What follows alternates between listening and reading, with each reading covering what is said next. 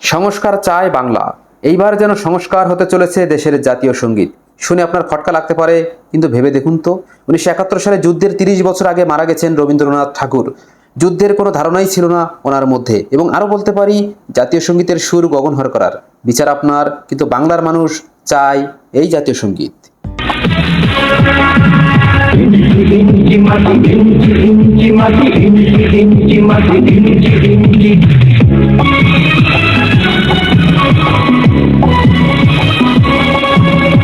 ইঞ্চি ইঞ্চি মাটি সোনার চাইতে খাঁটি নগদ রক্ত দিয়ে কেনা।